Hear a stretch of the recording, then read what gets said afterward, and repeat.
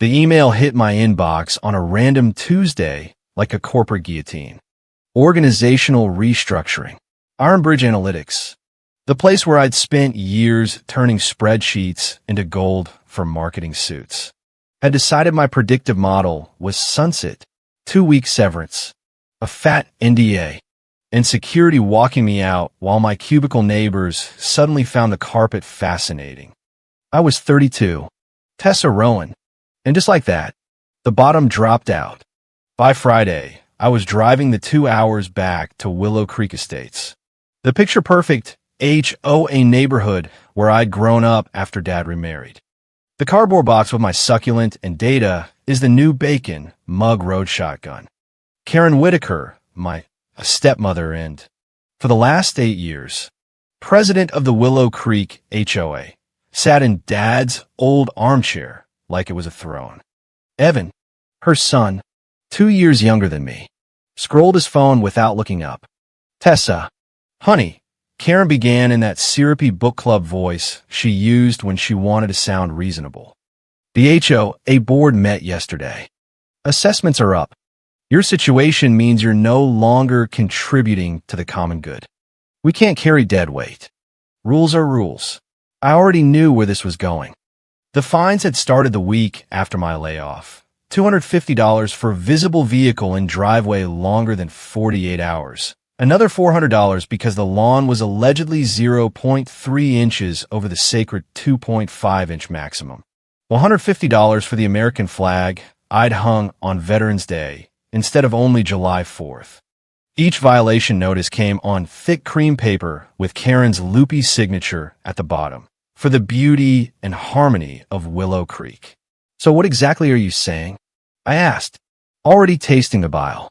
Karen dropped the act. The board voted to place a super lien on 123 Willow Lane. Unpaid assessments now exceed $28,000 with penalties. The house will go to auction next month. Evan and I are doing this for the community. You understand, don't you? Dear. Evan finally glanced up. Bad timing. Tess. Practicality. Practicality. The word still burns. I lived in that brick house since I was 5. Dad's books still lined the shelves.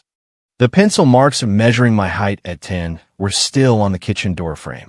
None of that mattered to the HOA sentiment didn't pay the quarterly assessments. They gave me 1 hour. I packed what I could into a plastic bin, walked past the spare key Karen had already placed on the hall table like a pink slip, and stepped in my 10-year-old Honda Civic. My phone buzzed. Family plan terminated. No service.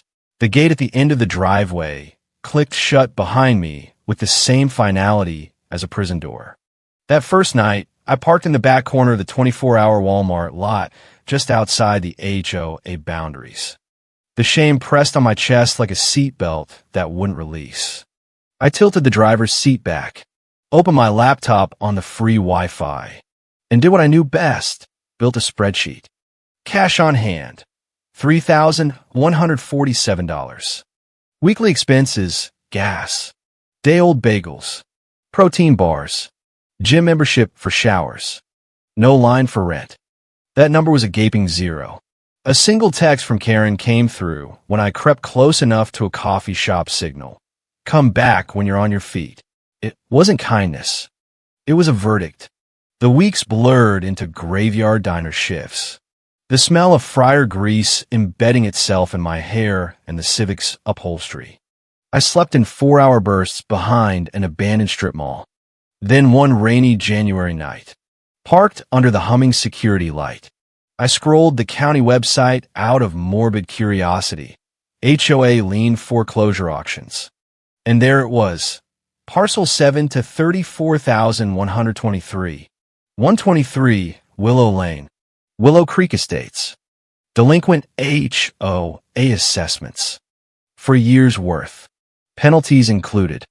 The same woman who'd preached community first had let the house slide into foreclosure while she collected board stipends and drove a leased Mercedes. I felt nothing. The part of me that could still feel had frozen solid in the car. My fingers moved on autopilot. I opened a new tab in the spreadsheet. Total owed, Auction date.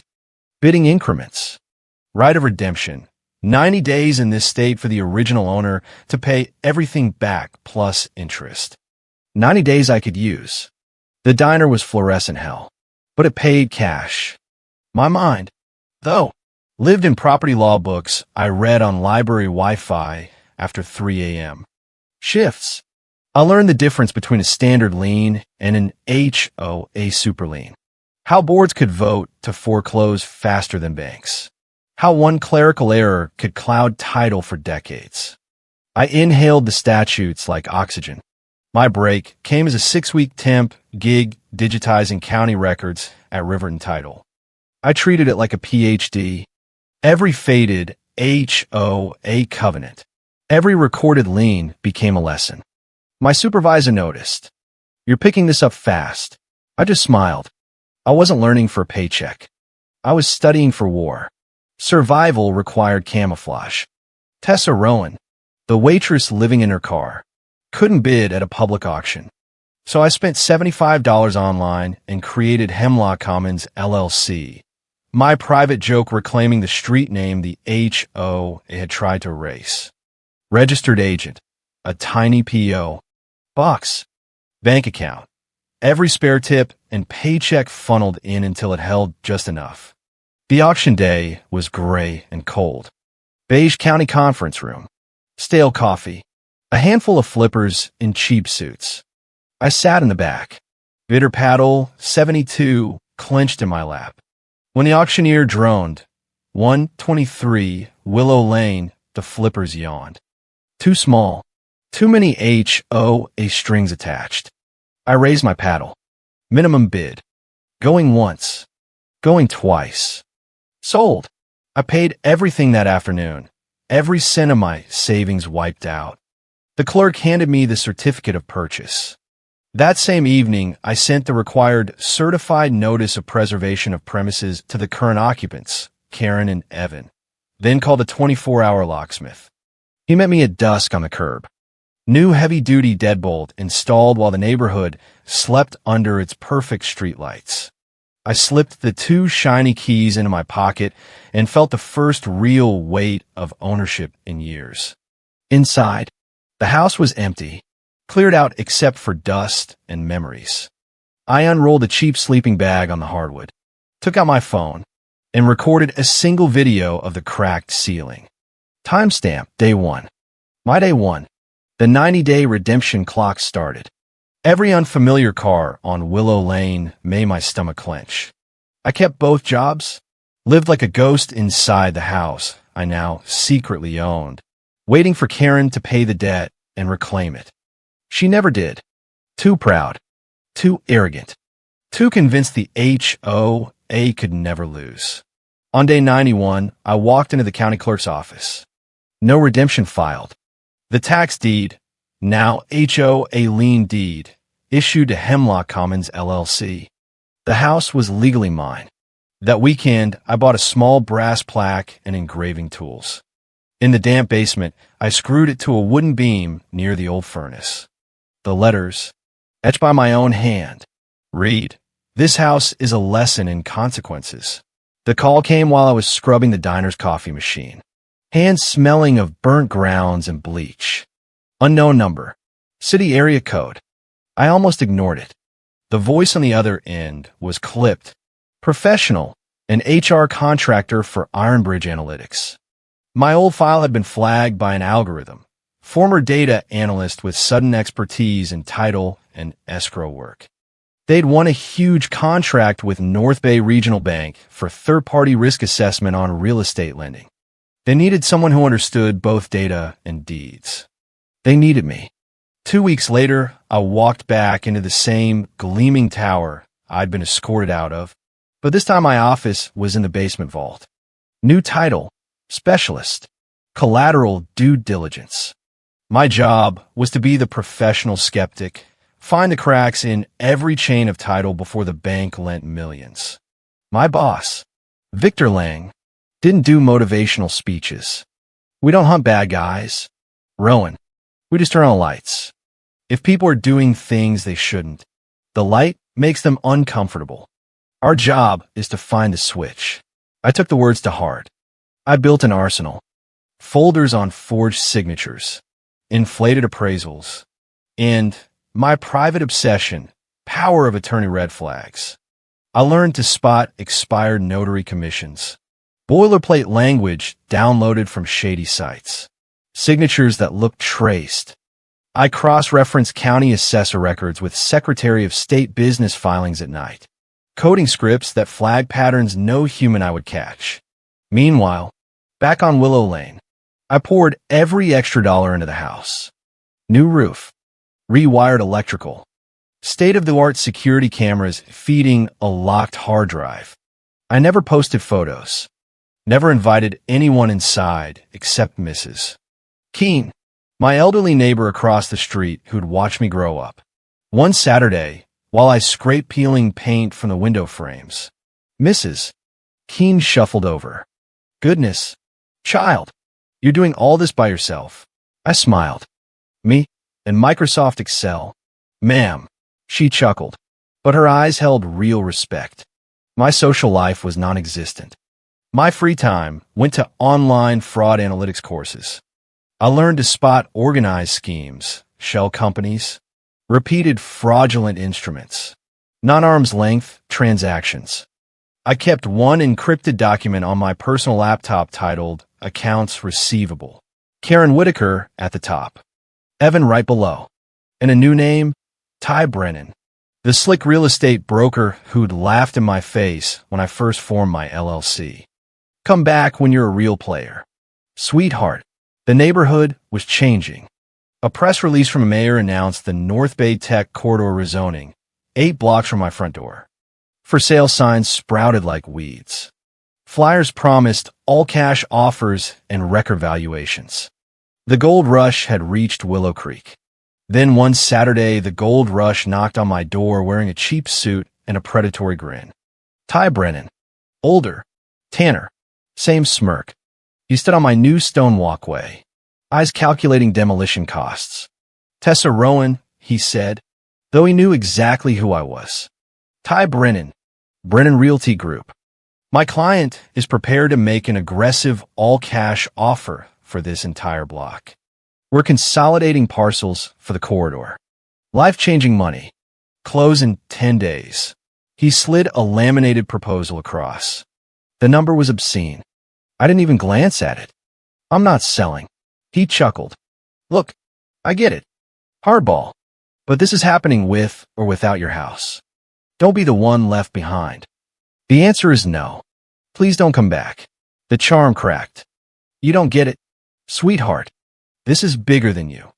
Exactly 1 week later, a certified letter arrived. Notice of claim of interest in real property. Claimants, Karen Whitaker and Evan Whitaker. They argued the house was always ancestral Rowan family property, that when I bought it at auction, I was merely acting as their agent, preserving the asset on their behalf. They were now exercising their right to reclaim. Stapled to the back, a photocopy of a durable power of attorney. Dated 1 year ago. My mother, Elizabeth Rowan, who'd moved to Oregon after the divorce, had supposedly granted Karen full authority over all her legal and financial matters, including the house. I sat at my kitchen table under bright light and started laughing. Not hysteria. Professional appreciation for amateur work. My mother's name was misspelled Elizabeth, and the notary seal at the bottom. Commission 78B42 registered to Howard Finney. 3 months earlier, I had personally flagged that exact notary at Ironbridge for a suspicious mortgage package. The commission had been reported lost and stolen 3 years prior. They were using a known fraudulent instrument. Lazy. At 2:15 p.m. that same day, an automated email from Ironbridge assigned me a new urgent file. Silver York Capital seeking a multi-million bridge loan. Collateral, portfolio of 8 residential properties on Willow Lane. Seller's agent, Ty Brennan. The individual who prepared the loan package, Evan Whitaker. Acquisitions associate at Silver York. The seller entity, the Rowan Family Trust. The universe had just handed me the entire indictment. I didn't panic. I opened my fraud indicators checklist template and began populating fields with cold precision, conflicting signatures, expired notary, non-arm's length transaction, undisclosed relationship between borrower and seller. Then I walked to my fireproof safe, spun the combination, and took out the small black USB drive I'd kept for 5 years. On it, one video file, the complete, unedited recording of a mobile notary in a diner parking lot the day Karen had laughed in my face and signed a quitclaim deed relinquishing all interest in 123 Willow Lane for the grand sum of $1. The memory flooded back the moment I slid the USB into my laptop. 5 years earlier, after they'd first threatened to fine me into oblivion, but before the full lien, I'd swallowed what was left of my pride and begged Karen for a temporary reprieve, just the couch until I got back on my feet. Her response had been a deal delivered with cat-like satisfaction. "Fine," she'd said over the phone, voice dripping false generosity. "But we need an agreement. You sign my lawyer's waiver promising to vacate within 30 days and waive all tenancy rights. In exchange, I'll sign a little quitclaim deed. The house is going into foreclosure anyway. Tessa, this paper means nothing. Consider it a souvenir of your independence lesson." She thought she was being clever. I had spent the previous 2 weeks at the library studying HOA covenants and quitclaim deeds. I knew that once recorded, it was permanent public record. I called a mobile notary, paid with crumpled tip money, and propped my phone on the dashboard to record for our records. The video was crystal clear. The notary asked Karen to state for the record what she was signing. Karen looked straight into the lens, smirk in place, and said, "I'm signing a quitclaim deed, giving up any and all interest in the property at 123 Willow Lane, Willow Creek Estates." Then she laughed and added, "Happy now." I filed it the next day at the county recorder's office. Document 2020-47B91. Immutable. Back in the present. That same video was now my loaded gun. First move, professional. I drafted a formal inquiry on Ironbridge letterhead to Riverton Title asking for verification of Notary Commission 78B42 on the date of the POA. The reply came in under an hour. Commission reported lost and flagged as compromised 3 years prior. Armed with that, I wrote the suspicious activity report. I detailed every fraud indicator in the Silver York application, attached the Riverton confirmation, and hit submit. The system immediately flagged the file for enhanced due diligence. Next, I booked 15 minutes with Victor Lang. I presented it as pure risk. No personal history. He listened, steepled his fingers, and gave the tiniest smile. The people who wear sunglasses at night are always the most surprised by the brightness. Rowan, that was permission. My final act that day was a cease and desist letter sent via email with read receipts and certified mail to Karen, Evan, and Ty Brennan. The last paragraph was the kill shot. Be advised that any and all claims you believe you may have held to the property were legally and publicly extinguished upon the recording of quitclaim deed document 2020-47B91. I knew the exact moment they would open the county link and see Karen's own smiling face on the video still. I could almost hear the scream. That night, I called the same locksmith. Full replacement, every lock. Best deadbolts. Tonight, he finished just as dark clouds gathered and a fine mist began to fall. The new deadbolts clicked with solid finality. I left the driveway gate deliberately open. An invitation. At 7:12 p.m. Headlights cut through the rain. Not Ty's flashy SUV, but a rented sedan. For doors opened in unison. Karen first, face twisted in righteous fury. Evan aggressive. Ty looking like he wanted to be anywhere else. The fourth man, cheap suit, oversized briefcase, had to be their cut-rate lawyer. Karen pointed a trembling finger at the house. "This is the Whitaker family home. She has no right. Call the police." I opened the front door before she reached the steps. Small body cam light blinking on my collar. That won't be necessary. I already have the right on record. Far down the street, red and blue lights pulsed. The siren grew. Evan stabbed a finger at the new brass numbers. This doesn't mean anything. We have legal documents. You signed a power of attorney. I held up my tablet. I never signed a PO. I swiped. The video began. The grainy diner parking lot filled the screen. Karen's younger. Smug face. The notary's voice.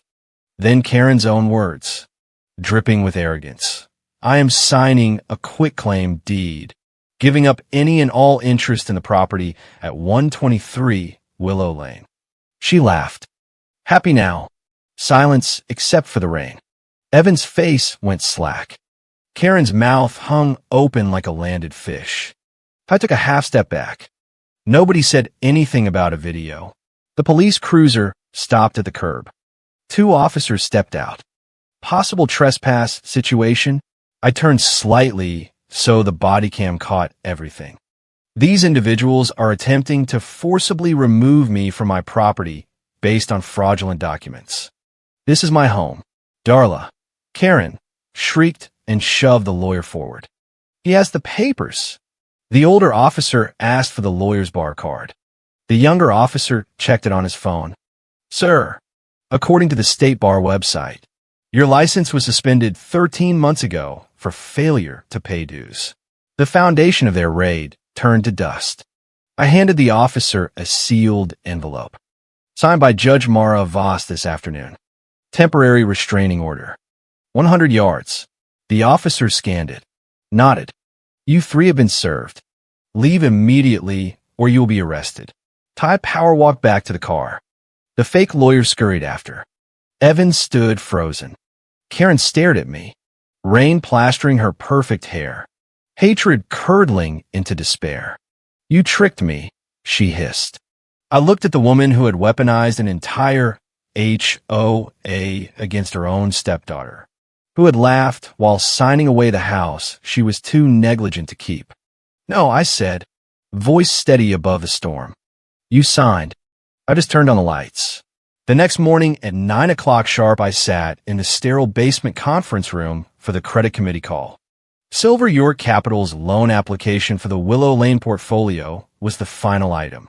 My screen share showed the suspicious activity report stripped to cold facts. The lead banker from Silver York, helmet hair Marcus Thorne, gave a slick presentation about market opportunity and time-sensitive acquisition. The bank's senior loan officer nodded. We'll just need final sign-off from Ironbridge. MS. Rowan. I clicked forward. Slide 1. Chain of title defect. The seller's claim rested on a POA that was invalid because a prior recorded quitclaim deed, document 2020-47B91, had permanently extinguished the signatory's interest 5 years earlier. Slide 2. Side-by-side comparison. Crisp scan of Karen's quitclaim next to the blurry fraudulent POA. Notary seal verified as stolen. Slide 3. Undisclosed conflict. Evan Whitaker acting as both borrower agent and beneficiary. Slide 4. The killer. Map of Willow Lane. All 8 properties use POAs notarized with the exact same compromise seal. A constellation of fraud. The bank's chief legal counsel, Sharon Price, leaned in. Mr. Thorne. What you call clerical errors, I call predicate acts of bank fraud. Silver York's cameras blinked off one by one. The loan was terminated. Legal would handle further action. I sent a summarized report to the North Bay County District Attorney's Economic Crimes Division. The file was no longer mine. It belonged to the system. Ty Brennan emailed minutes later. Tessa, massive misunderstanding. Let's talk quietly. New offer. What do you want? I replied with one line. The file is no longer in my hands. Then drag him to junk. They retreated to the court of public opinion. Karen went live on social media, tears glistening, spinning a tale of a poor, aging mother whose ungrateful stepdaughter had exploited a moment of weakness to steal the family home. The comments exploded with outrage directed at me. I stayed silent for 48 hours. Then my lawyer filed a motion to dismiss with exhibits: the recorded quitclaim, the Riverton affidavit confirming the fraudulent notary, the video metadata with GPS and timestamps. While the motion was filed, I printed elegant invitations for every house on Willow Lane. Open house to celebrate the completion of renovations and thank the community. Coffee, cake, all welcome. The day was bright. Tables with pastries, coffee urns. In the living room, 2 large easels. One with the quitclaim deed blown up, so Karen's signature was unmistakable. The other a professional timeline of the entire history, delinquent assessments, auction, redemption, final deed to Hemlock Commons, LLC. Neighbors arrived hesitant, then in a steady stream. They saw the evidence, but I never mentioned it. I simply offered brownies and thanked them for coming. At the height of the gathering, I tapped a glass. I'd like to thank you all, especially one very special neighbor. Mrs. Keen, would you do me the honor? Mrs. Keen shuffled forward with her walker, eyes misty. Before cutting the red ribbon, she turned to the crowd. Last year, after the hailstorm, my roof was destroyed. Fixed income. Tessa didn't just sympathize, she hired the contractor, negotiated the price, and covered what insurance wouldn't. Told me to pay her back whenever. This young woman isn't just a homeowner. She's the heart of this neighborhood. The ribbon fell. Applause rolled. A local reporter and Father Michael from the community church arrived. I signed the document dedicating my newly finished basement as a registered temporary safe room for any woman in the neighborhood needing emergency shelter. The reporter asked about the online allegations. I smiled calmly. This was never about family drama. It's about public records, legally binding signatures, and keeping promises to yourself. This house is now and will continue to be an asset to this community. That evening, I performed 2 final rituals. I replaced the generic numbers with a custom bronze plaque, Hemlock House, entry by invite only. Then I took the USB drive from the safe, placed it in an elegant shadow box, and mounted a tiny plate beneath it that read simply, "Living Proof." The North Bay County courtroom was packed. My neighbor sat on one side, Mrs. Keen in the front row. Karen and Evan sat on the other with their discount lawyer. Karen in a navy suit trying to project victimhood. Judge Mara Voss wasted no time. Plaintiff, present your foundational evidence of ownership. The lawyer stood. Your Honor, my client was granted full authority via a duly executed durable power of attorney. He submitted the document. Judge Voss examined it. Expression flat. My lawyer, M.S. Albright, didn't blink. Your Honor, the document is invalid on 2 grounds. First, the notary seal belongs to a commission reported lost and stolen 3 years before the date of notarization. We have the affidavit from Riverton Title and the Secretary of State. A gasp rippled through the room. Even if it were legitimate, a mess. Albright continued, it will be meaningless. The grantor had no legal interest left to convey. She displayed the quitclaim on the big screen, Karen's signature magnified. North Bay County Document 2020-47B91. Public record. The plaintiff herself extinguished any interest 5 years ago. Then the video played. The entire courtroom heard Karen's own voice. I am signing a quitclaim deed, giving up any and all interest happy now. Before the lawyer could object, the assistant district attorney stood. Your Honor, based on the evidence presented today and additional filings, the district attorney's office is opening a criminal investigation into organized fraudulent filings and conspiracy using the same compromised notary seal across multiple properties. The room went dead silent. Karen and Evan were no longer plaintiffs. They were now subjects of a felony probe. Judge Voss's gavel cracked like a rifle shot. The plaintiff's case is predicated on a fraudulent document used to assert a claim that was legally relinquished 5 years prior. This is an abuse of the court. Motion to dismiss granted with prejudice. Hemlock Commons LLC is confirmed as sole rightful owner. Furthermore, a permanent protective order is issued. Karen Whitaker and Evan Whitaker prohibited from coming within 100 yards of MS. Rowan or a residence. It was over. I drove home as the sun painted the sky in bruised purple and fiery orange. Turning onto Willow Lane felt like crossing into another world. The brick house glowed in the sunset. I pulled into the driveway, the new gate already closing behind me with its satisfying magnetic thud. My phone buzzed. "Victor Lang, good work." I replied. "The lights are on." Inside, I placed my hand flat against the solid front door. The two framed documents waited in the entryway, the quitclaim and the safe room agreement. One about taking back what was mine, the other about giving part of it away. Together, they felt complete. The motion sensor triggered. The gate finished closing. The perimeter was secure. Another notification. Silver York Capital application status changed to suspended.